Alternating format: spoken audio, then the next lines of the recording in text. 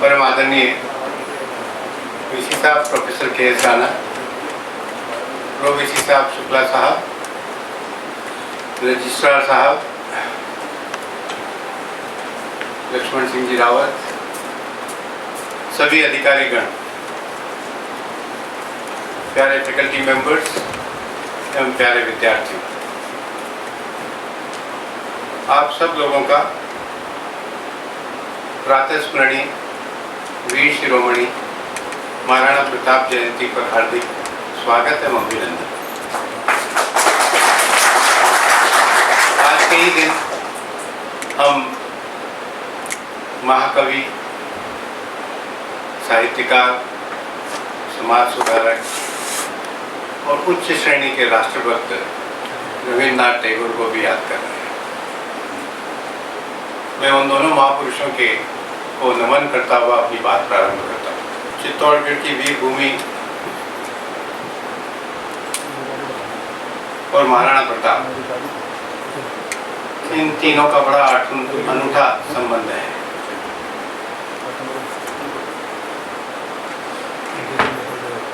कुछ प्रेरणा स्रोतों में मैं सर्वप्रथम महाराणा प्रताप को अपना प्रेरणा स्रोत मानता हूँ। इस वजह से विशेष रूप से मेरा इनसे अटूट संबंध है। आज 9 मई है। मेवाड़ इंस्टीट्यूट में पिछले कई वर्षों से 9 मई के दिन महाराणा प्रताप पर मेरा उद्बोधन होता है। ये बात शायद डी.के. सर को पता थी, लेकिन आज किसी इमरजेंसी वजह मुझे आज यहाँ आना पड़ा और मुझे बांसी जाना है अपने गांव, और कल मैं वहीं रहूँगा और परसों वापस आऊँगा।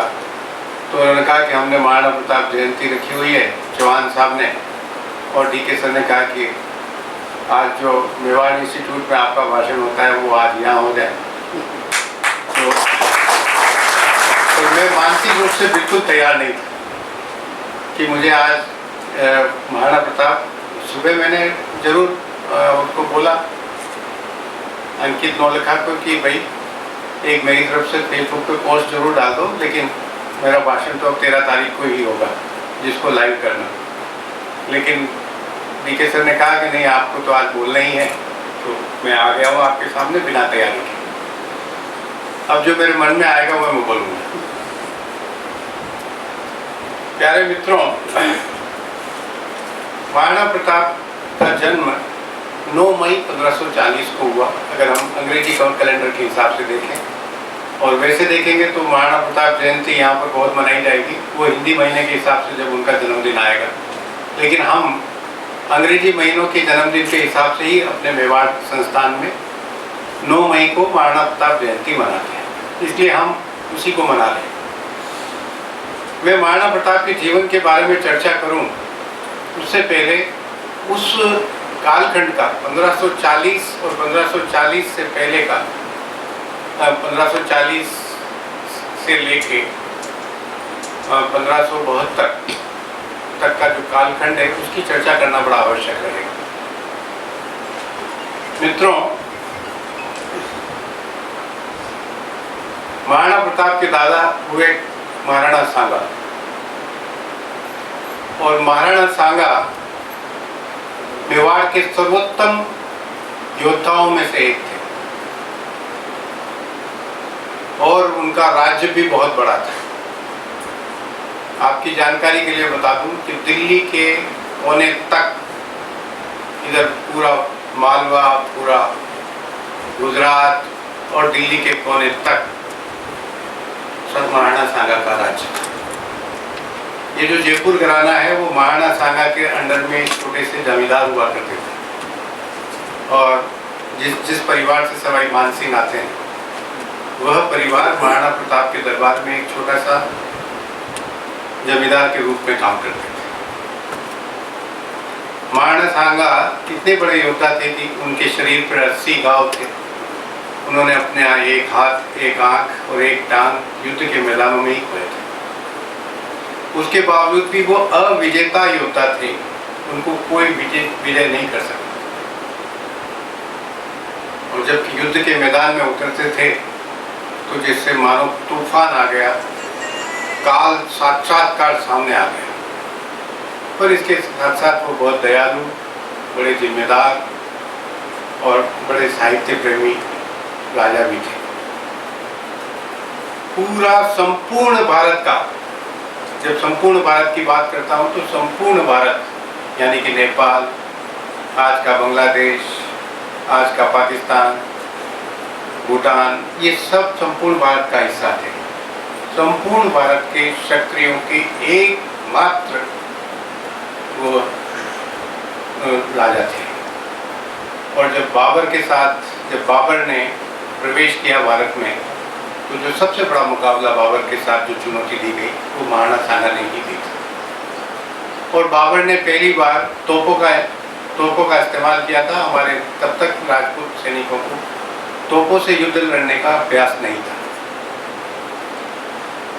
तोप खाने होने के बावजूद खानवा का युद्ध हुआ और बड़ी जबरदस्त राजपूतों की सेना इकट्ठी हुई महाराणा सांगा के नेतृत्व में, और खानवा का युद्ध भयंकर युद्ध हुआ और उसमें हजारों की तादाद में राजपूत सैनिक मारे गए उन तोपों की वजह से।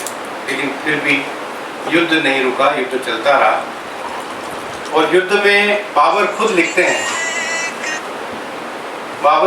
हैं कि युद्ध की ऐसी स्थिति आ गई थी कि अब युद्ध कुछ ही क्षणों में खत्म होने वाला है और कुछ ही हाथों का फासला महाराणा सांगा और बाबर के बीच में रह गया। बहुत तेजी से महाराणा सांगा का हाथी बाबर की ओर बढ़ रहा था और बाबर पूरी तरीके से निराश था। उसी दौरान पता नहीं कहाँ से एक तीर आया और महाराणा सांगा को लगा, वो बेहोश हो गए और उन्हें युद्ध के मैदान से हटना पड़ा। बस वो हटना क्या हुआ, भगदड़ मच गई और वह युद्ध परिवर्तित हो गया। महाराणा सांगा मूर्छित होकर निकले और वापस जब मूर्छा आई तब तक सब कुछ समाप्त हो चुका। लेकिन बाबर की इतनी हिम्मत नहीं हुई, क्योंकि युद्ध इतना भीषण था, इतना भयंकर था, इतनी उसकी सेना को नुकसान पहुंच चुका था कि वह चित्तौड़ की तरफ में प्रस्थान नहीं कर पाया। उस युद्ध जीतने के बावजूद वो चित्तौड़ के किले पर आकर झंडा नहीं फहराया। वह वहीं पर, कौन सी जगह है वो, कौन सा क्या, रणथंभौर, हाँ खानवा में तो युद्ध हुआ। रणथंभौर में एक सिपह सालार को बिठाकर वापस आगरा की तरफ लौट गया, क्योंकि उसकी हिम्मत नहीं हुई इधर आने की, क्योंकि उसको लगा कि महाराणा सांगा मरे नहीं है और किसी भी क्षण वापस आ जाएंगे तो फिर युद्ध का पासा पलट जाएगा। वह स्थिति हुई। उसके बाद तो मैं क्यों बता रहा हूँ महाराणा सांगा की बात, इसलिए बता रहा हूँ कि उस वक्त राजपूतों का बहुत ज़्यादा नुकसान हुआ। राजपूत सैनिक हजारों लाखों की तादाद में मारे गए। फिर उसके बाद महाराणा उदय सिंह का राज आ गया और महाराणा उदय सिंह की कहानी बड़ी लंबी कहानी है, उसको मैं अभी जिक्र नहीं करूँगा कि कैसे पन्नाधाय ने बलिदान किया और महाराणा उदय सिंह राज पर आए। वो जो कालखंड है उसका वो एक अलग इतिहास है। और सिर्फ इतना ही कहूँगा कि मेवाड़ तब बना जब वहाँ मेवाड़ के महाराणा और क्षत्रियों ने ही नहीं, हर जाति के लोगों ने अपनी जीवन की कुर्बानी दी। पन्नाधाय की कुर्बानी विश्व इतिहास में कहीं ढूंढो नहीं मिलती। पन्नाधाय ने अपने बेटे को अपने सामने तलवार से कटते देखा और महाराणा उदय सिंह को बचा कर ले गया। इतना बड़ा इतिहास में कहीं नहीं मिलेगा सेक्रीफाइस कि एक माँ अपने सगे बेटे को, अपने राजपुत्र को बचाने के लिए बलिदान दे। ऐसे उदय सिंह बचे और उदय सिंह की बड़ी लंबी कहानी है कि कैसे उदय सिंह ने वापस चित्तौड़ पर अपना राज किया। वो कभी समय होगा तो और बताएंगे। लेकिन उदय सिंह आ गए और उदय सिंह ने राजगद्दी संभाली। तब तक अकबर आ चुके थे और अकबर का मेवाड़ को छोड़कर सारे हिंदुस्तान पर लगभग राज हो गया था और सारे राजा अकबर की गुलामी स्वीकार कर चुके थे, अकबर के दरबार में हाजिरी लगाते थे और अकबर से संधि कर चुके थे और अकबर की तरफ से लड़ने को तैयार रहते थे। स्थितियाँ इतनी विकट थी कि मेवाड़ एक छोटा सा प्रदेश के रूप में रह गया था और सब तरफ दुश्मन ही दुश्मन थे। ऐसी विषम परिस्थिति में महाराणा उदय सिंह ने यह निश्चय किया कि चित्तौड़ का किला अब सुरक्षित नहीं है, इसलिए सन 1559 में उन्होंने उदयपुर बसा लिया था और उदयपुर शिफ्ट हो गए और चित्तौड़ का किला 2 सिपह सालार जयमल और फत्ता के जिम्मे सौंप कर और उनको कुछ सेना, एक छोटी सी सेना की टुकड़ी देकर और वह सब उदयपुर शिफ्ट हो गए। सन 1568 में अकबर ने चित्तौड़ पर आक्रमण किया और आक्रमण करके चित्तौड़ को अपने अधीन करने की कोशिश की। 6 महीने तक मेवाड़ की मुख्य सेना वो नहीं थी। मेवाड़ की सेना के सिर्फ 2 ऑफिसर थे, वो जयमल और फत्ता, और उनके अंडर में एक टुकड़ी थी।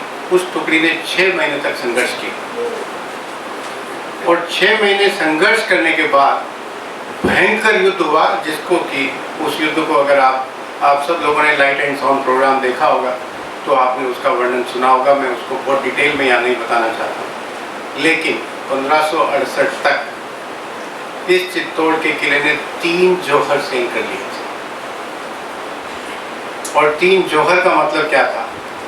राजपूत सैनिक युद्ध में मर रहे थे और उनकी पत्नियों ने, महिलाओं ने, माताओं, बहनों ने और पत्नियों ने खुलेआम आग में अपने आप को आहुति दे दी और मर गए। तो आगे वंश चलता कैसे? तो बहुत बड़ा संकट था कि सैनिक कहाँ से लाएं, लड़ने मरने वाले लोग कहाँ से हों। वो कालखंड था। उस कालखंड के दौरान 1572 में महाराणा उदय सिंह की मृत्यु हो गई और 1572 में ही महाराणा प्रताप को एक बिल्कुल सादे कार्यक्रम में राजगद्दी सौंपी गई। वो राजगद्दी क्या था? कांटों का ताज था। उस वक्त की जो विषम परिस्थितियाँ थी, रिसोर्सेज बहुत कम थे, सैनिक शक्ति बिल्कुल क्षीण हो गई थी, लोगों का मनोबल बहुत कमज़ोर था और उस कमज़ोर मनोबल में और सबकी निगाह मेवाड़ के ऊपर थी।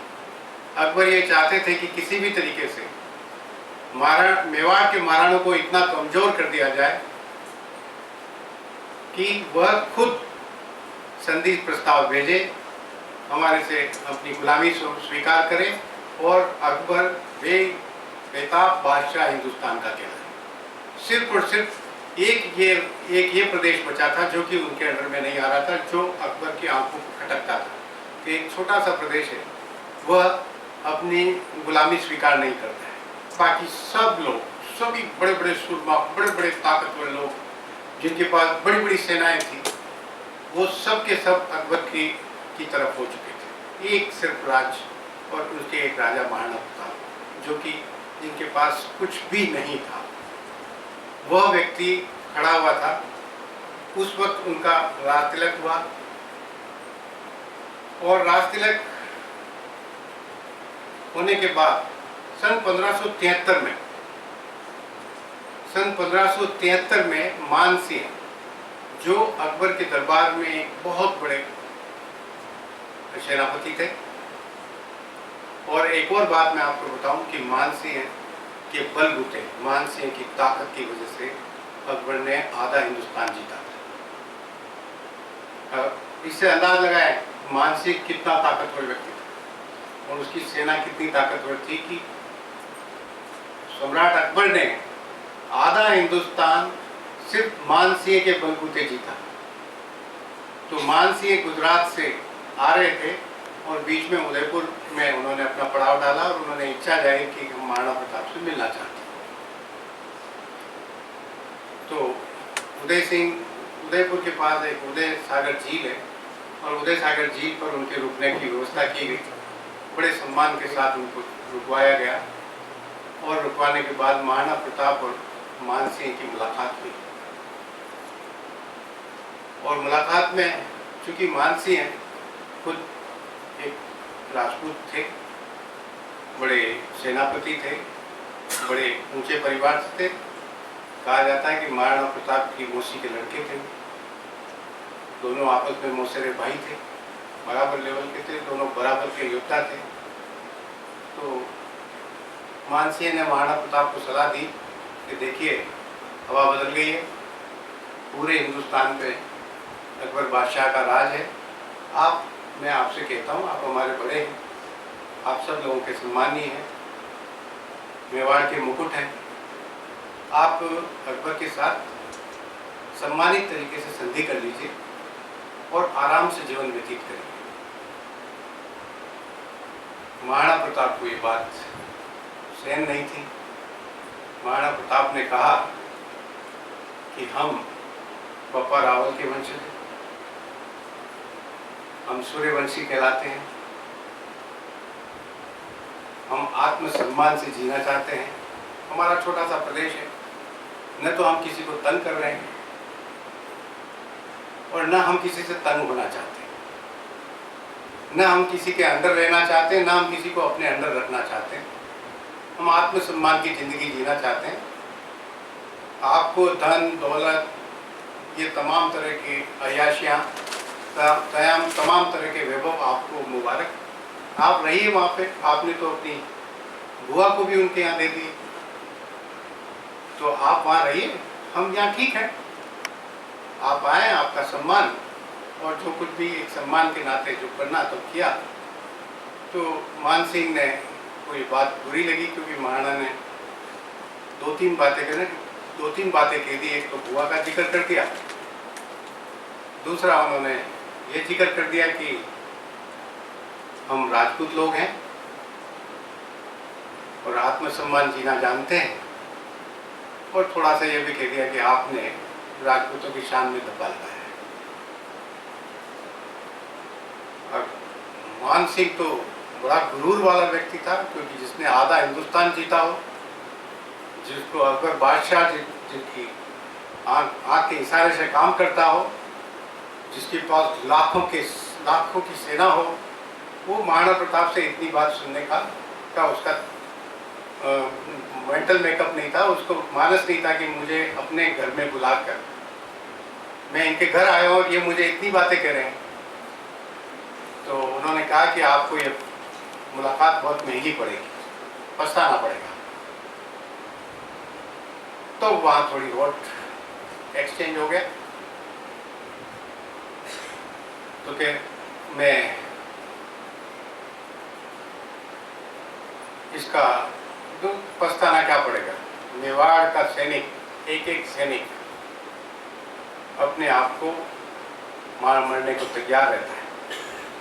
मेवाड़ का एक एक योद्धा आपके 50-50 योद्धाओं पे भारी पड़ेगा। तो उन्होंने कहा कि मैं सेना लेके आऊँगा, देखते हैं मेवाड़ के योद्धा कितने पावरफुल होते हैं। उन्होंने कहा कि हम आपसे लड़ना नहीं चाहते, आप हमारे भाई हैं, अगर भाई की तरह आएंगे तो हम आपका सम्मान करेंगे, और अगर आप अकबर के प्रतिनिधि बनकर आएंगे तो हम आपको छठी का दूध याद दिलाएंगे।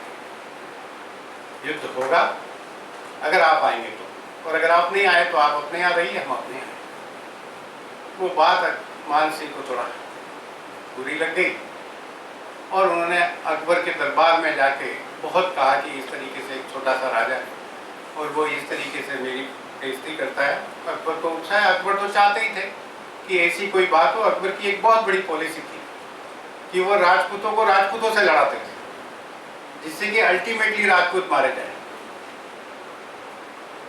राजपूतों की शक्ति कम हो। तो उन्होंने कहा कि जाओ युद्ध करो। तो 1572 से 1573 के बीच मानसिंह का आना, और 1576 में मानसिंह बहुत बड़ी सेना लेकर आगरा से चले, और आगरा से चलकर उन्होंने कोटा के रास्ते होते हुए, यहाँ एक मांडलगढ़ पड़ता है, उस मांडलगढ़ पे जाके अपना घेरा डाला। उससे पहले मैं एक छोटा सा चीज भूल गया आपको जिक्र करना चाह रहा कि महाराणा प्रताप को मानसिंह पर इतना गुस्सा क्यों आया। एक तो ये भुआ वाली बात थी, दूसरा 1568 में जब अकबर ने चित्तौड़ के किले पर युद्ध किया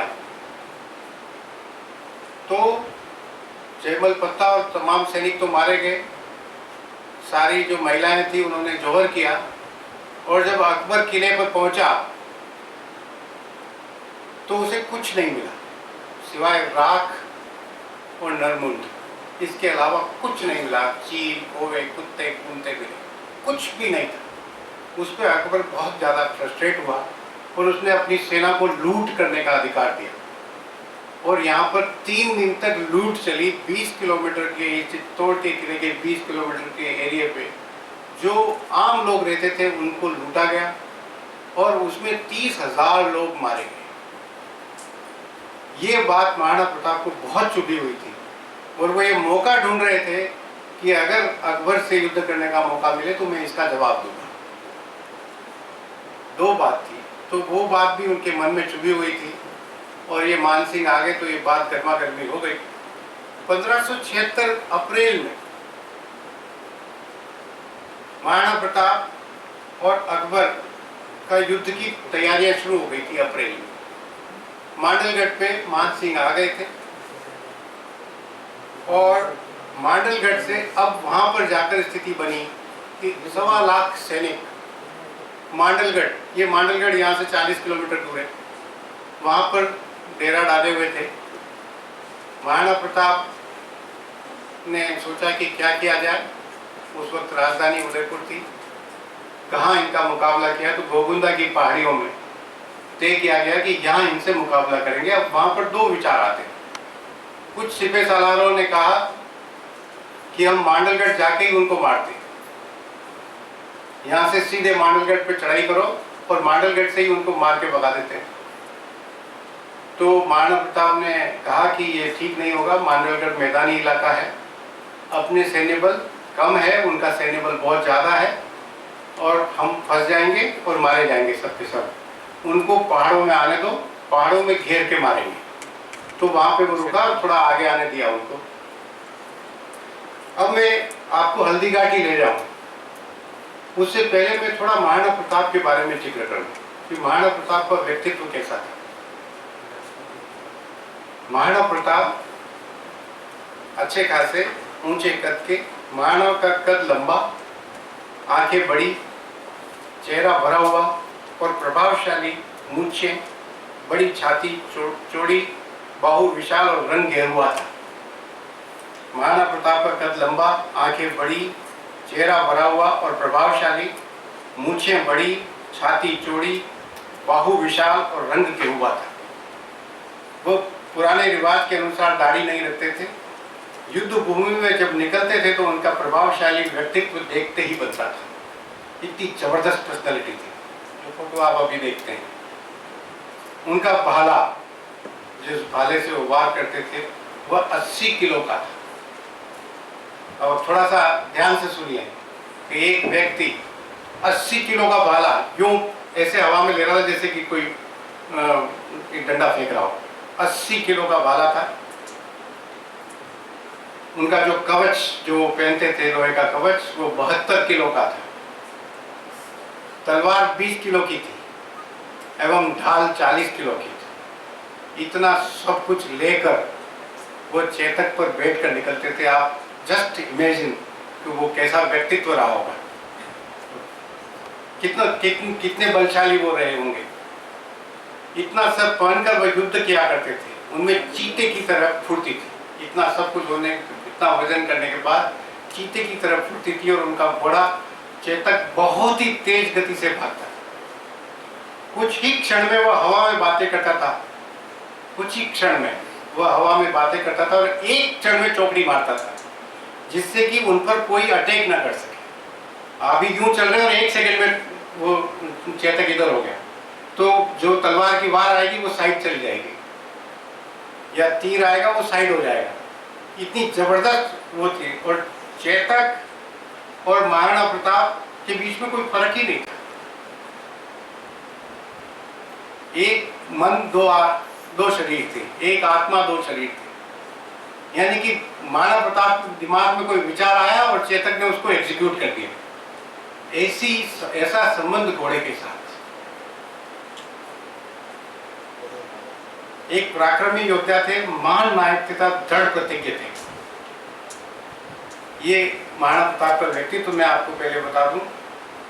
तो अप्रैल से सेनाएं आगे बढ़ने लगी और महाराणा प्रताप ने अपनी नाकाबंदी कर ली गोगुंदा की पहाड़ियों में, और गोगुंदा की पहाड़ियों में उन्होंने इस तरीके से किया कि हल्दी घाटी बीच में रखा। हल्दी घाटी का अभी जो हल्दी घाटी आपको दिखती है वो चौड़ी रोड दिखती है, वो चौड़ी रोड नहीं थी, एक छोटा सा दर्रा था, और उस दर्रे के उस साइड भी पहाड़ियाँ थी, इस साइड भी पहाड़ियाँ थी, और उन पहाड़ियों के बीच में दर्रे के इस साइड में उन्होंने पहाड़ों पर भील जाति के पूंजा, राणा पूंजा के नेतृत्व में भील और मीणों को खड़े कर दिया था, तीर कमान लेके और पत्थर लेके, कि यहाँ पर जब आए तो तुम्हें इसको वार करना है, और वार करके जब वो हल्दी घाटी की तरफ बढ़ेंगे और जब दर्रे में घुसेंगे, क्योंकि वहाँ इतना जोर का वार होगा कि उन्हें दर्रे में घुसना पड़ेगा, और जब दर्रे में घुसेंगे तो एक घुड़सवार या एक सैनिक से ज़्यादा नहीं घुस सकता, इधर बाहर निकलेगा, हम उधर बाहर काटते जाएंगे। दैट वाज दी स्ट्रेटेजी, ये स्ट्रेटेजी थी, और ये स्ट्रेटेजी कामयाब हो रही थी। उससे पहले युद्ध शुरू हो उससे पहले 3 घटनाएं हुई थी जो मैं आपको बताना बहुत जरूरी मानता हूँ। युद्ध से पहले जब महाराणा प्रताप, जब मानसिंह अपने वो कौन सी जगह है जहाँ पे ये मिट्टी की मूर्तियाँ बनती है, मोलेला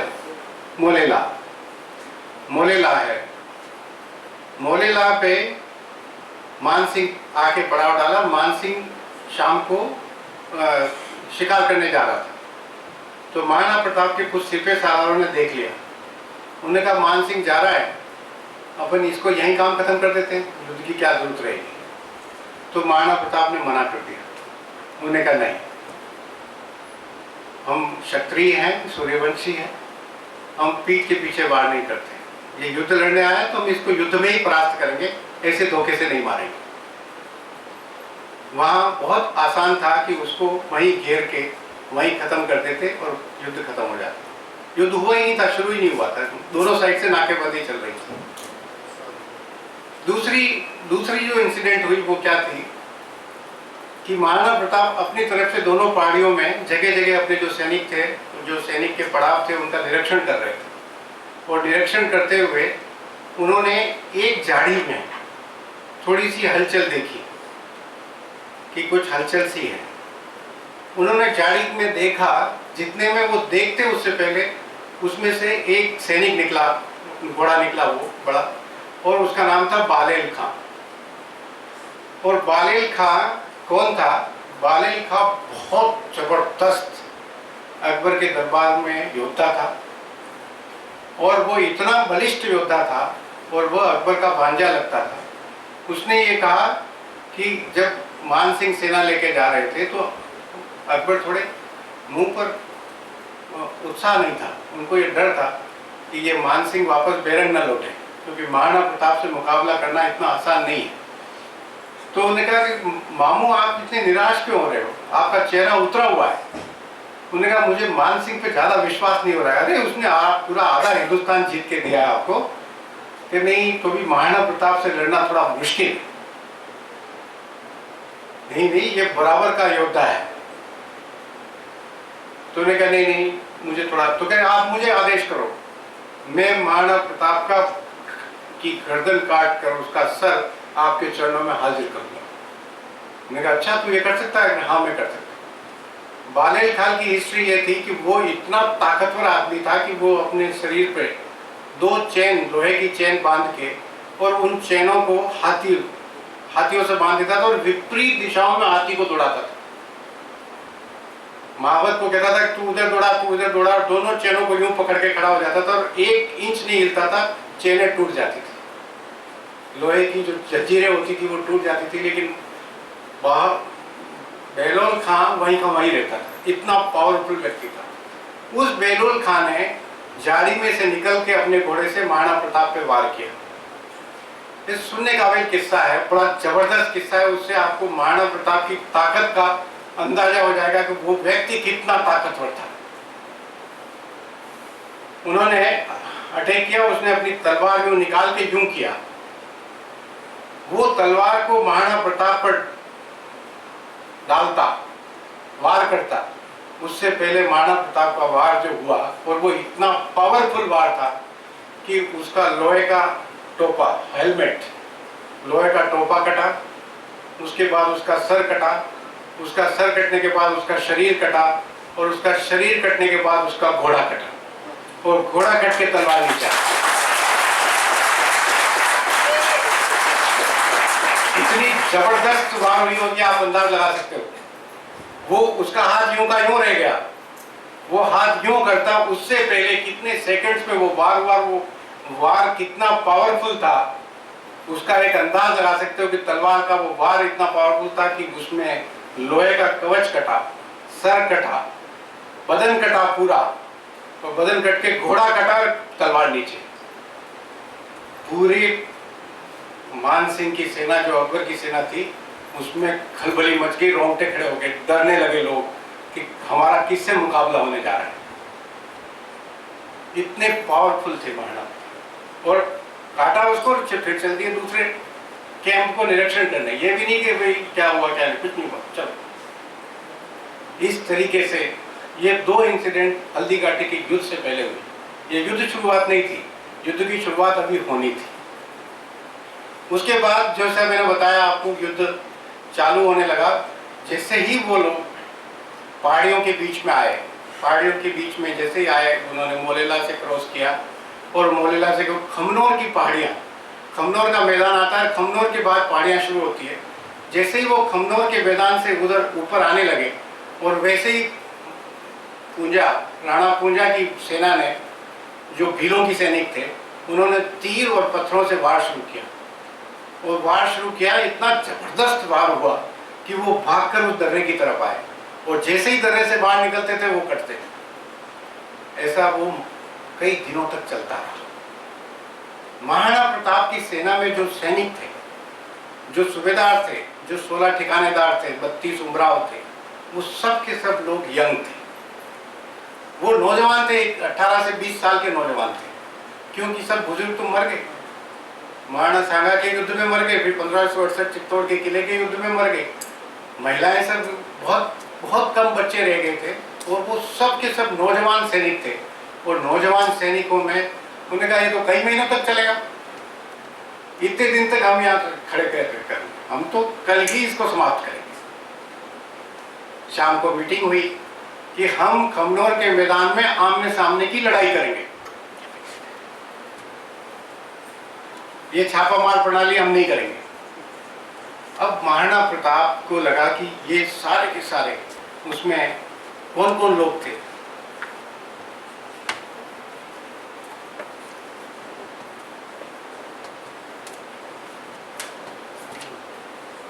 उसमें थे महाराणा प्रताप खुद थे, हाकिम खां सूर थे, राम सिंह तंवर थे, उनके पुत्र शालीवान थे, भवानी सिंह थे, प्रताप सिंह थे। ये प्रताप सिंह दूसरे, उनके राम सिंह तंवर के लड़के। बामा शाह थे, उनके भाई ताराचंद थे, झाला मान सिंह थे, झाला बीदा देलवाड़ा से थे, सोनगरा, मान सिंह डोडिया, भीम सिंह रावत, कृष्णदास रावत, नेर सिंह रावत सांगा, राठौड़ रामदास, राणा पूंजा, पुरोहित गोपीनाथ, आदि आदि लोग थे। ये लोग खास मुख्य थे।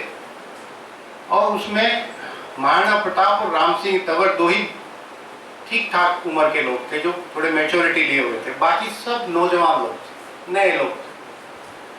अब उन नए लोगों में जोश था। उन्होंने कहा आप क्या बात कर रहे हैं महाराणा साहब, हम इनको मिनटों में मार के भगा देंगे। आप ये क्या एक एक को मार रहे हैं, हम मजा नहीं आ रहा है। हम इससे दर्रे से बाहर निकलते हैं, खमनोर की युद्ध में इनको आमने सामने की लड़ाई करते हैं, इनको मार के भगा देंगे। राम सिंह तंवर ने कहा कि ऐसा मत करो, आप इस तरीके से मत करो, क्योंकि देखो राम सिंह तंवर ग्वालियर के महाराजा थे, और उन्होंने कहा कि हमारा अनुभव ये है कि आप मार तो दोगे, लेकिन ये टीटी दल है, जितना मारोगे उससे कई गुना ज्यादा आ जाएंगे। 1,00,000 1.5 लाख लोग हैं, और आते ही रहेंगे, हम मार मार के थक जाएंगे, लेकिन नहीं मरे, खत्म नहीं होंगे। इसलिए हम इसी तरीके से करते हैं, और इनको थोड़े दिनों में 2, 4, 5, 10 दिन में, 15 दिन में ये भाग जाएंगे, आप मानो। तो जो हमारे इधर से जो लोग थे, मेवाड़ के जो लोग थे, उन्हें कहा आपका ये ग्वालियर का काम ग्वालियर में रखो, हम मेवाड़ के लोग हैं, हम डरते नहीं हैं और हम अभी मुकाबला करेंगे हाथ के हाथ, और आपको युद्ध से डर लग रहा हो तो आप चले जाओ। अब मैं आपको ये बात क्यों बता रहा हूं, लीडर तो महाराणा प्रताप थे। महाराणा प्रताप को ये निर्णय करना होता था कि हम डायरेक्ट युद्ध लड़े या हम छापामार प्रणाली को जारी रखें। अब मैंने भी लीडरशिप की हुई है, जब लीडर को डिसीजन लेना होता है उस वक्त विजडम और क्या बोलेंगे उसको, एक तरफ विजडम होती है, एक तरफ मोटिवेशन होता है, भावना होती है। उस भावना और विजडम के बीच का डिसीजन लेना होता है। जब उसका सारे के सारे सीधे सालार जो उसके लिए मरने कटने को तैयार है, वो इस बात के लिए तैयार है कि हमें डायरेक्ट युद्ध लड़ना है, और वो महाराणा प्रताप जान रहे थे कि डायरेक्ट युद्ध का मतलब क्या होना है, हम 2-3 घंटे में सब मर जाएंगे और उसके बाद भी वो लोग उनको नहीं मार पाएंगे, हम खूब मारेंगे, इसमें कोई शक नहीं है। लेकिन क्या होगा, फिर भी उन्होंने कहा कि अगर आप सब लोग चाहते हैं कि हम डायरेक्ट युद्ध लड़ें तो हम डायरेक्ट युद्ध लड़ें, और डायरेक्ट युद्ध की तैयारी हो गई। और वो दिन था 24 जून 1576। 24 जून 1576 को आप जानते हैं मेवाड़ के क्षेत्र में कितनी गर्मी होती है, और जून का महीना पूरा तप रहा होता है भयंकर। और उस तपन के दौरान सुबह ठीक 8 बजे दोनों सेनाएं आमने सामने आ जाती, मानसिंह और उनके साथ अकबर की सेना, और इधर महाराणा प्रताप और उनकी सेना दोनों आमने सामने ठीक सुबह 8 बजे आ जाती है। अब मैं आपको हल्दी घाटी ले चलता हूँ। हल्दी घाटी का वो खमनोर का मैदान, दोनों साइड से, उधर से मोलेला की तरफ से और इधर गोगुंदा की पहाड़ियों की तरफ से सेनाएं इकट्ठी होना शुरू होती है, और इकट्ठी होकर दोनों तरफ से नारे लगने होते हैं। उधर अल्लाह अकबर के नारे लगते हैं, इधर हर हर महादेव के नारे लगते हैं, और ढोल बजने लगते हैं, मृदंग बजने लगते हैं, बाट और चारण अपनी वंशावलियां गाने लगते हैं, तलवारों की चमचमाती हुई तलवारें दिखने लगती है, और तलवारों की टकराहट आवाज आने लगती है, घोड़े हिनहिनाते हैं, हाथी जोर से चिंगाटे मार मार के सामने आते हैं। बड़ा जबरदस्त सीन बनता है दोनों साइड से। ऐसा लग रहा है जैसे कि अभी सारी धरती यहीं हिल पड़ेगी, तूफान आ जाएगा, मौत का तांडव होगा। इसी बीच महाराणा प्रताप चेतक पे प्रवेश करते हैं, और बिल्कुल आत्मविश्वास के साथ लहराते हुए आते हैं। एक छोटा सा 2 मिनट का भाषण होता है, उसमें अपनी कुल की मर्यादा याद दिलाई जाती है। ये याद दिलाया जाता है कि हमें किसी भी कीमत पे पीठ नहीं दिखानी है, हार जीत का फैसला कुछ भी हो, यहाँ से कोई भी सैनिक पीठ दिखाकर नहीं भागेगा। और हर हर महादेव के नारे लगते हैं और युद्ध शुरू हो जाता है। जबरदस्त युद्ध होता है, घंटा 1.5 घंटे में। और युद्ध का नेतृत्व कौन कर रहे होते हैं?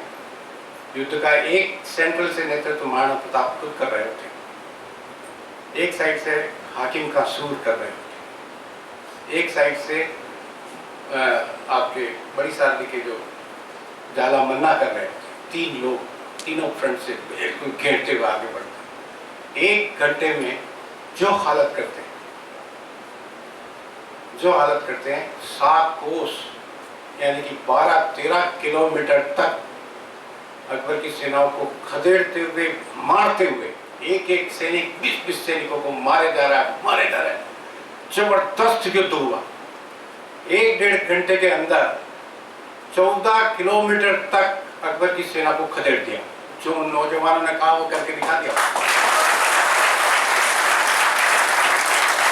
और इसमें हुआ क्या, जिस व्यक्ति ने ये कहा कि हम ऐसे युद्ध नहीं करते हैं, राम शाह तंवर, उस व्यक्ति ने इतनी जबरदस्त युद्ध किया, जिसको एक टोंट कसा के तुम्हारे बस की नहीं युद्ध करना, उस आदमी ने इतना जबरदस्त युद्ध किया कि मैं नहीं लिख रहा हूँ, कोई राजपूतों का इतिहासकार नहीं लिख रहा है, बदायूं नहीं लिखता है जो अकबर का इतिहासकार है, कि रामशाह तंवर ने जिस ढंग से लड़ाई लड़ी, जिस मुस्तैदी के साथ युद्ध किया, जिधर गया उसने कोसों तक सारी सेना साफ कर दी। रामशाह तंवर शहीद हुए, रामशाह तंवर के बेटे शहीद हुए, रामशाह तंवर का पोता शहीद हुआ। एक 3 जनरेशन एक साथ एक ही जगह शहीद हो गए। आज भी वो रक्त तलाई वहां पर है गन्नौर में, उनकी छतरियां बनी हुई है, आप जाके देख सकते हैं। तीनों के तीनों शहीद, बाप शहीद हुआ, बेटा शहीद हुआ, पोता शहीद हुआ। और उन्होंने उस 1.5 घंटे के दौरान जो तांडव लीला मचाई, सिर्फ और सिर्फ खून, खून ही खून और मुंडी मुंड दिख रहे थे। तलवार सस्ती हो रही थी, पानी महंगा हो रहा था, पानी पीने को नहीं मिल रहा था। ऐसा युद्ध का विभीषण 1.5 घंटा युद्ध। 1.5 घंटे के बाद उनको लगा कि हमारी सेना तो 12-13 किलोमीटर आगे, उन्होंने हाथी आगे कर दिए। हाथियों में युद्ध होने लगा। नेचुरली उनके पास हाथी ज्यादा थे, हमारे पास हाथी कम थे। महाराणा प्रताप के पास हाथी कम थे, लेकिन एक हाथी था राम प्रसाद, वो उन सब में भारी पड़ रहा था। उस हाथी ने मारते हुए सबको, जो आया उसको कुचलते हुए आगे बढ़ता चला गया, ठेठ सेना के बिल्कुल बीच में चला गया। और वहां दुर्भाग्यवश उसका जो महावत था, उस पर तीर लगा, वो महावत नीचे गिर गया।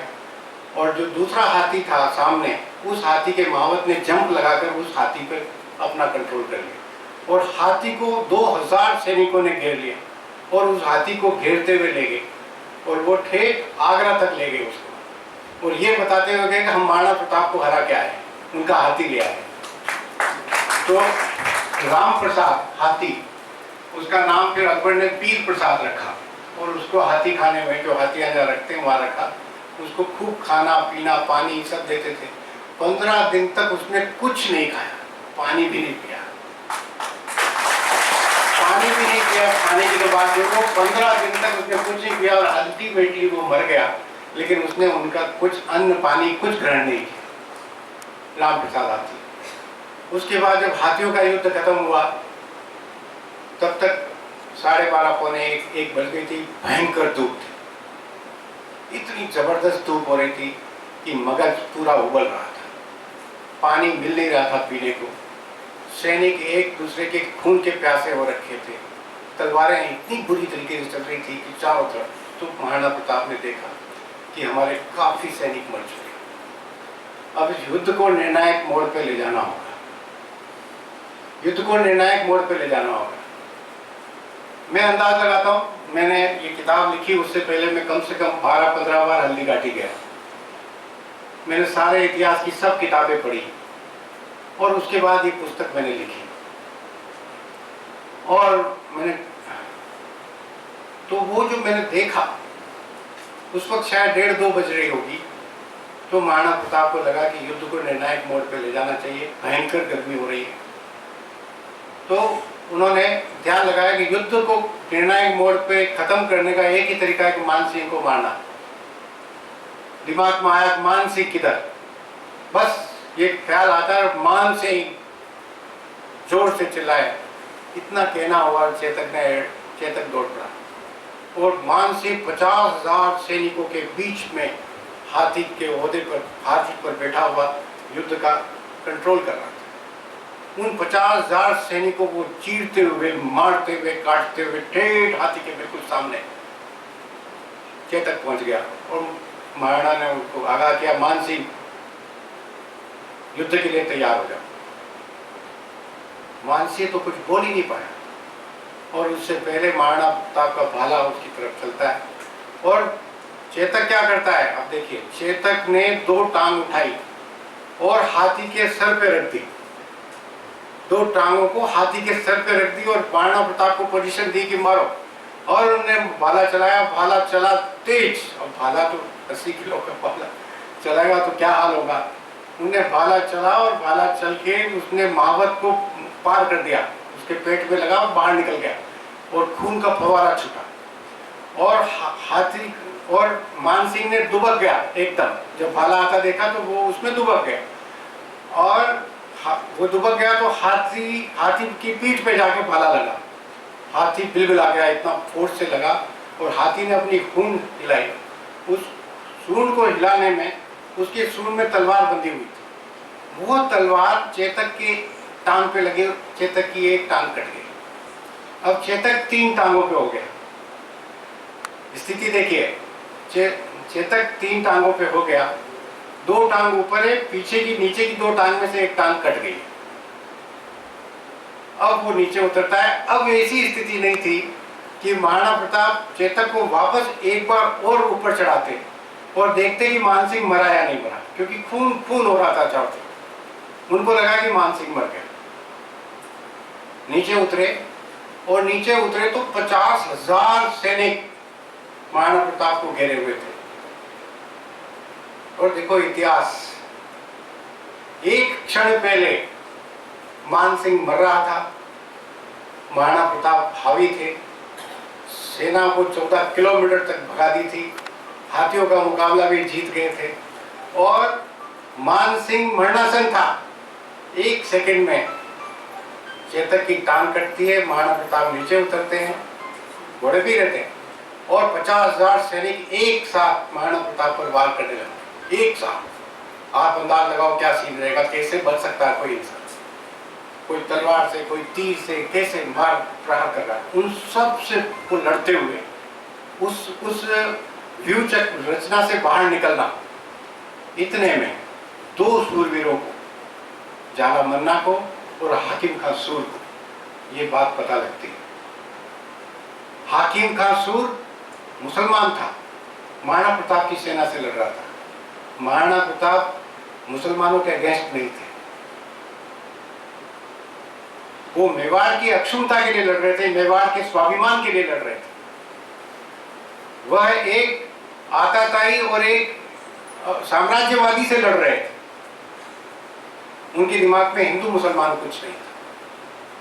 हाकिम का सूर को पता लगता है और जाला मन्ना को पता लगता है कि महाराणा साहब तो यहाँ गिरे हुए हैं, निकल ही नहीं सकते इसमें से। वो दोनों के दोनों अंदर घुसते हैं, मार काट करते हुए अंदर घुसते हैं और अंदर घुसकर हाकिम खां सूर क्या बोलते हैं? हाकिम खां सूर क्या बोलते हैं? हाकिम खां सूर बोलते हैं कि महाराणा साहब आपको बहुत युद्ध लड़ने हैं, आप यहां से निकल जाइए, मैं आपको कवर देता हूं। और जाला मन्ना भी यही बात कहते हैं। हाकिम खां सूर कवर देते हैं उनको कि मैं इधर से लड़ रहा हूं, आप पीछे से निकलो। और जाला मन्ना क्या बोलते हैं?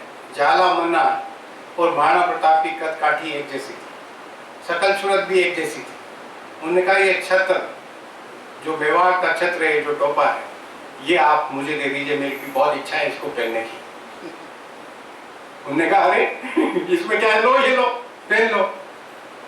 जैसे अब तो जाला जी मरना है सबको, आप दोनों आ गए तो आप भी मरोगे, मैं भी मरूंगा। आप जितना मार सकते हैं मारते हैं, बाकी मरना तो है ही। 50,000 लोगों के बीच में फंसे हुए कि नहीं, मुझे बस लास्ट इच्छा है, ये आप पहना दो।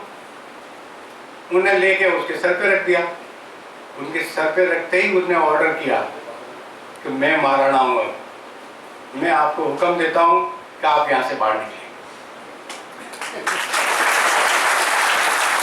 आप यहां से बाहर निकलें। ये मेवाड़ की सुरक्षा के लिए है, ये मेवाड़ के भविष्य के लिए है, आपका निकलना बहुत जरूरी है, आप यहां से निकलो, हम इनको देख लेंगे। और उन दोनों सूरवीरों ने अपने छोटे मोटे सैनिकों के साथ उन 50,000 लोगों से लोहा लिया और दोनों मारे गए। हाकिम खां सूर की कब्र वहां बनी हुई है, आप जाके देखिए उसको। उसकी कब्र में उन्हें तलवार इतनी टाइट पकड़ रखी थी, उसकी तलवार मरने के बाद भी कोई नहीं छुड़ा पाया। उसको दफन तलवार के साथ ही करना पड़ा। उतनी स्ट्रॉन्ग पकड़ थी उसकी तलवार में कि उसकी तलवार को मरने के बाद भी उसके हाथ से तलवार नहीं छुड़ा पाया कोई, उसको तलवार समेत दफन करना पड़ा। और ज्यादा मन्ना की तो क्या कहनी, जिसने खुद महाराणा बन के अपना युद्ध किया। ऐसे एक नहीं, हजारों लोगों ने मेवाड़ में सेक्रीफाइस किया है।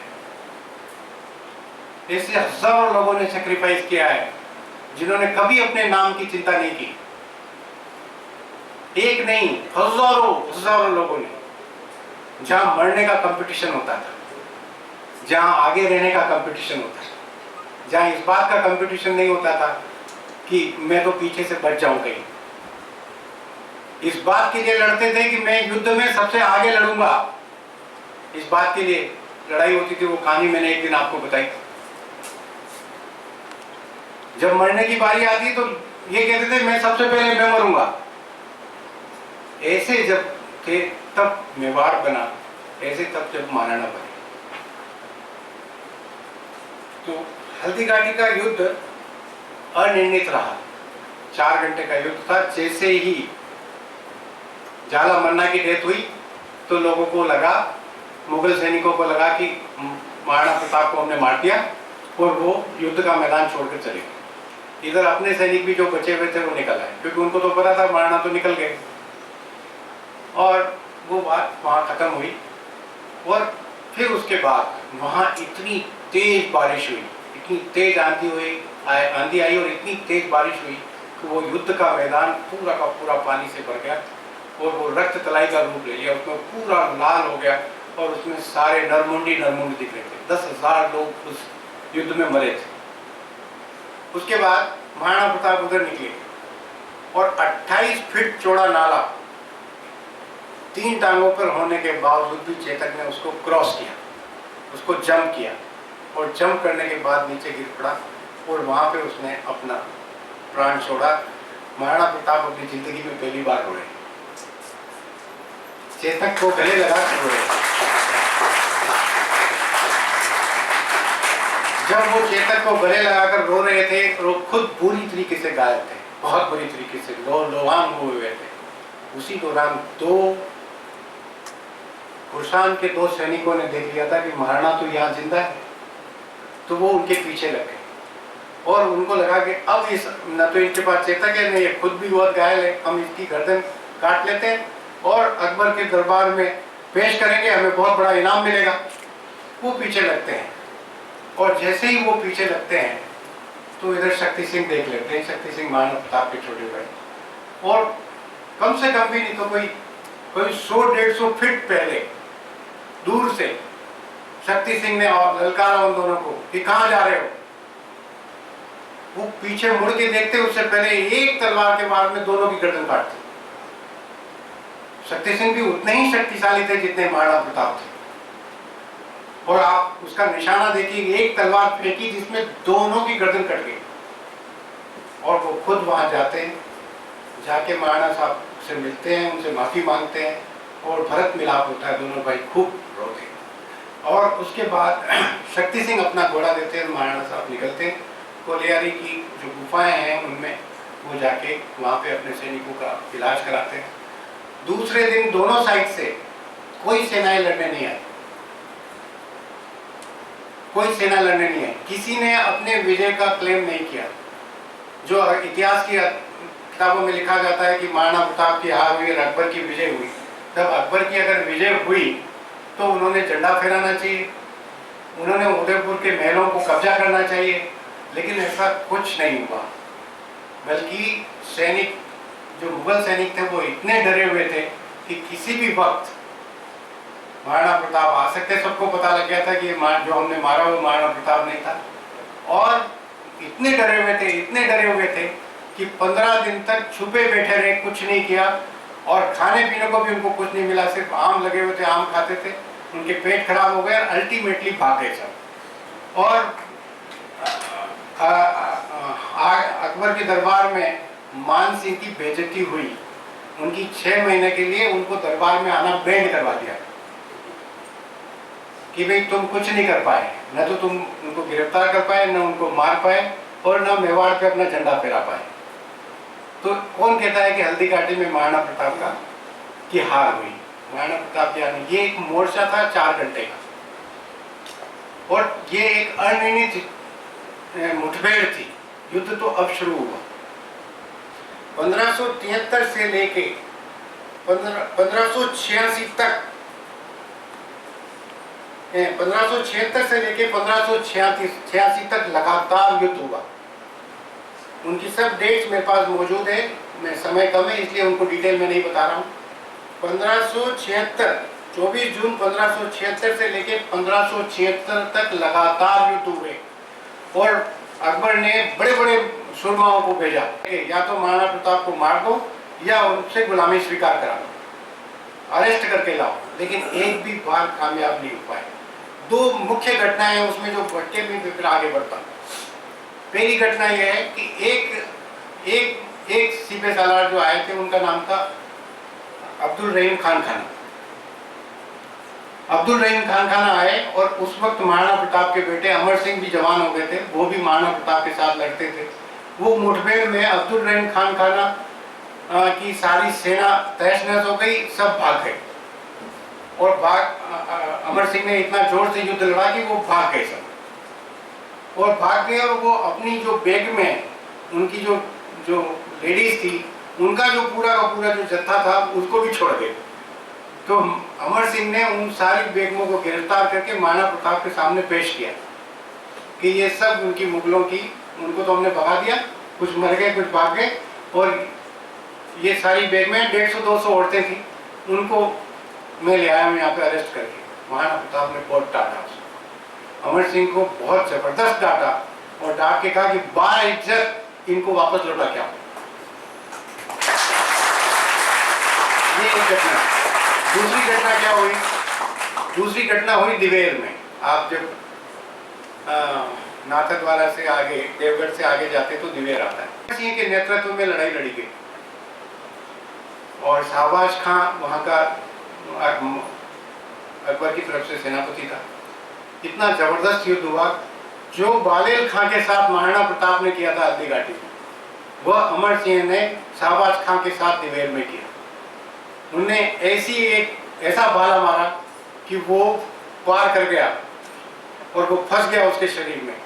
सारी सेना भाग गई, मर गई और वो जो उनका जो सेनापति था उसका भाला समेत वो वहां पड़ा हुआ था कि कोई भी उनका भाला निकाल नहीं सका। अल्टीमेटली अमर सिंह खुद गए और वो भाला उसकी बॉडी में से निकाला।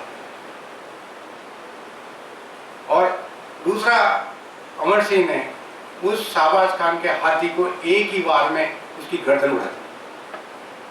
एक वार में। अमर सिंह भी उतने ही बलशाली थे जितने महाराणा प्रताप। उस युद्ध का नेतृत्व महाराणा प्रताप के लिए वापस विजय कर दिया। 1587 से लेकर 1597 तक का जो कार्यकाल है, उन 10 सालों के दौरान एक भी युद्ध नहीं हुआ। अल्टीमेटली अकबर ने तय कर लिया कि हमें महाराणा प्रताप से उलझना नहीं चाहिए। वो पंजाब में और उधर कहीं लग गया और फिर कोई युद्ध नहीं हुआ। उस दौरान महाराणा प्रताप ने अपने कार्य कुशलता का परिचय दिया। पहले उन्होंने युद्ध कौशल का परिचय दिया, अब उन्होंने प्रशासन कौशल का परिचय दिया और वो चावंड में उन्होंने अपनी राजधानी बनाई और चावंड पे उन्होंने बहुत अच्छे से राज चलाए, सब लोगों को इनाम दिए, साहित्य को बढ़ावा दिया, संस्कृति को बढ़ावा दिया और बहुत अच्छे से 10 साल उनका शासनकाल बहुत अच्छा चला। एक इतना बड़ा योद्धा और एक दिन ऐसे ही धनुष बनाने के लिए एक लकड़ी को मोड़ा जाता है विशेष तरीके से। उस धनुष बनाते बैठे बैठे घर में सब काम करते थे, कोई छोटे बड़े का भाव नहीं था। वो युद्ध के लिए तैयारी करते रहते थे हर वक्त। तो धनुष बना रहे थे। धनुष बनाते हुए वो जो डंडी होती है वो डंडी हाथ से छूटी और सीधी पेट में लग गई और पेट में लग गई और पेट में घाव हो गया, एब्सिस हो गया। और वो घाव इतना खतरनाक हुआ कि वो ठीक ही नहीं हुआ और उसी घाव से महाराणा बहुत तकलीफ में रहने लगे। मैं उनका अंत बताऊं उससे पहले भामाशाह का जिक्र कर दूं कि दिवेर के युद्ध से पहले भामाशाह ने मालवा के युद्ध में विजय प्राप्त की और वहां से 25,000 अशरफिया सोने की और कुछ रुपए महाराणा को भेंट किए, और वो भेंट से फिर युद्ध कौशल तैयार हुआ और दिवेर का युद्ध लड़ा और फिर उसके बाद सारे किले जीते। वैसा भामाशाह, दानवीर भामाशाह का नाम भी आता है, वो उन्होंने किया। और मजे की बात यह है कि भामाशाह ने अपना सब कुछ सर्वस्व देकर भामाशाह कहीं चले गए, आज तक उनका पता नहीं चला कि वो कहाँ गए, जिससे कि कोई उनको, उनके वंशज ये न कह सके हम उनके हैं और हमें भी कुछ मिलना चाहिए। ऐसे दानवीर वो थे भामाशाह। महाराणा साहब बहुत कष्ट में थे। जब बहुत कष्ट में थे तो वेद वगैरह सब फेल हो गए, उन्होंने कहा कि प्राण निकल नहीं रहे, तो 16 ही ठिकानेदार जो हमारे मेवाड़ में होते हैं, सब सुरमा लोग सब इकट्ठे हुए और इकट्ठे होकर उन्होंने कहा कि आप प्राण छोड़िए, ये दर्द हमसे देखा नहीं जा रहा। तो उन्होंने कहा मेरे प्राण नहीं निकल रहे, कि क्यों, क्या बात है? लेकिन मुझे अमर सिंह पे विश्वास नहीं है, अमर सिंह अकबर से समझौता कर लेगा, आप सब लोग मिलकर प्रण करो कि आप सब लोग मिलकर अमर सिंह का हाथ मजबूत करोगे और समझौता नहीं करोगे, अपने आत्मसम्मान के साथ समझौता नहीं करोगे, इस बप्पा रावल का जो वंश है इस पे दाग नहीं लगने दो। सब लोगों ने अपने हाथ से, तलवारों से अपने हाथ से ना काटे, खून निकाला और प्रण किया, तिलक किया महाराणा को कि हम सब प्रण करते हैं, और उसी क्षण उन्होंने अपने प्राण छोड़े।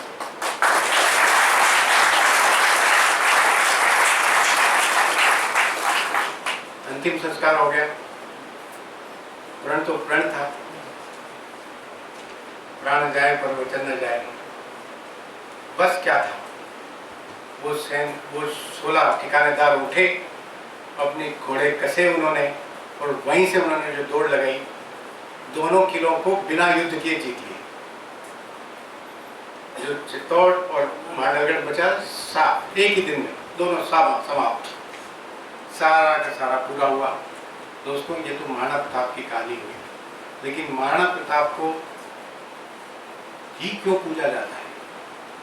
मेवाड़ में तो महाराणा प्रताप से भी बड़े बड़े सुरमा हुए, महाराणा कुंभा हुए, बप्पा रावल हुए, महाराणा हमीर हुए, महाराणा सांगा हुए, एक से एक बड़े थे, युद्ध कौशल में वो भी कम नहीं थे। पर महाराणा प्रताप को ही क्यों इतना मान्यता दी जाती है? महाराणा प्रताप को मान्यता इसलिए दी जाती है कि तमाम विपरीत परिस्थितियों में उस आदमी ने, जब दुनिया की सभी ताकतें अकबर के साथ एकजुट हो रही थी, तब उस व्यक्ति ने एक तरीके से, जब नदी जो बह रही है उस बहाव के अगेंस्ट खड़ा होकर उस बहाव को रोकने का प्रयास किया, इसलिए महाराणा को महान कहा जाता है। दूसरी बात जो है वो ये है कि महाराणा को महाराणा किसने बनाया? प्रताप सिंह को महाराणा प्रताप किसने बनाया? प्रताप सिंह को महाराणा प्रताप किसने बनाया? वो सिर्फ राजपूतों ने नहीं बनाया, वो सर्व समाज के सर्वमान्य नेता थे।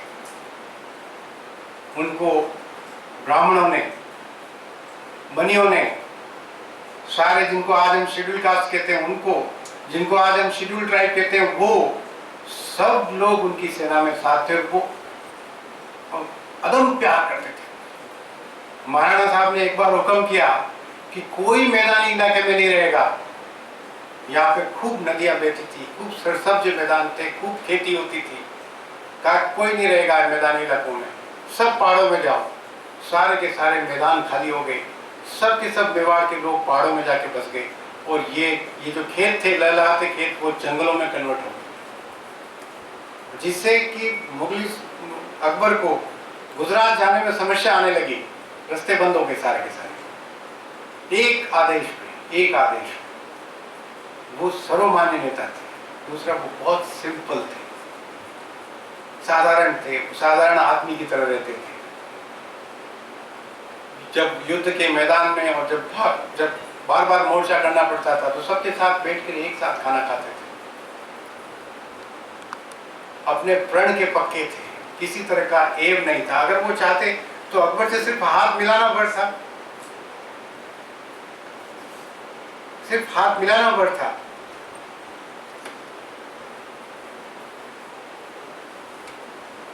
तो वो तो बहुत जिंदगी आराम से जीते हैं दोस्तों। इसलिए महाराणा को उन सब लोगों ने, किन्होंने, दूसरा सवाल उठता है कि प्रताप, महाराणा प्रताप कैसे बने? प्रताप, महाराणा प्रताप बने अपने निस्वार्थ, हंसते हंसते बलिदान होने वाले स्वामी भक्त साथियों और स्वामी भक्त घोड़ों एवं हाथियों की बदौलत, जिन्होंने हर समय उनके वचनों का पालन करने के लिए अपनी जान की बाजी लगा दी। उनके एक आदेश पर मरने की प्रतिस्पर्धा होने लगती थी। लोग सबसे पहले लड़ने एवं अपना बलिदान करने के लिए लालायित रहते थे। इस बात पर विवाद होता था कि युद्ध के मैदान में हरावल यानी कि फ्रंट में कौन लड़ेगा, यानी कि कौन सबसे पहले मरने को तैयार होगा। इसलिए कहता हूँ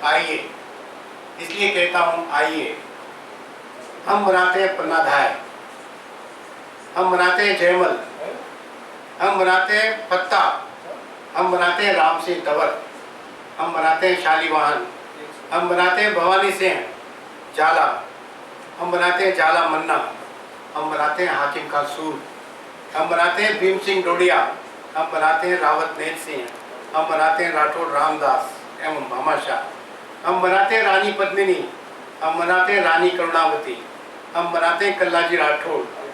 जरूरत है स्वामी भक्त, निस्वार्थ देश एवं समाज के लिए हंसते हंसते बलिदान करने वालों की। महाराणा प्रताप तो इनमें से कोई भी बन जाएगा।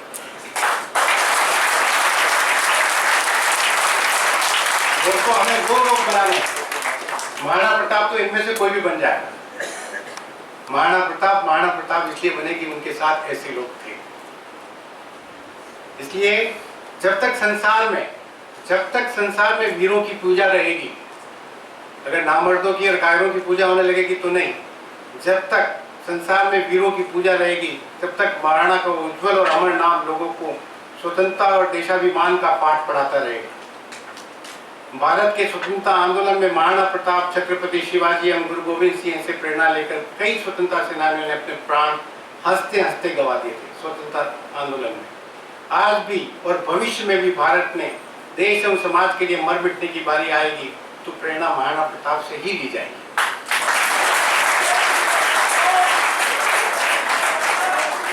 इसीलिए भाइयों, हमारे बीच में वंदना बैठी हुई है, ये विटनेस करेगी आपको कि जब राजपूत समाज में छोटी बहू घर में आती है और बड़े लोगों से, अपनी सास से, अपनी बड़ी महिलाओं से आशीर्वाद लेने जाती है, तो वो आशीर्वाद में क्या बोलती है जो मैं आपको बताता हूँ। माई यह पूछ जनी है जहाँ राणा प्रताप, अकबर सूतो ओझ के जान से राणा साहब। माई ऐसे पूछ जनना जैसे राणा प्रताप। हर एक को यह आशीर्वाद दिया जाता है। जब माएँ इस आशीर्वाद के साथ गर्भवती होती है तो ऐसे बलशाली लोग तैयार करती है। माएँ जब इस आशीर्वाद के साथ तैयार होती है कि वो चिपकली आ जाएगी, कॉकरोच आ जाएगा, चुप हो जाए तो बाबा खा जाएगा, तो फिर वो कैसे पैदा होंगे? वो नचकैये पैदा होंगे। जब वीर पुरुष पैदा करने होंगे तो महाराणा प्रताप से प्रेरणा लेकर जब गर्भ धारण करेगी तो वीर पुरुष पैदा करेगी। हमें वीर पुरुषों की आवश्यकता है। बातों के साथ मैं अपनी बात समाप्त करता हूँ। बहुत बहुत धन्यवाद। जय हिंद, जय भारत।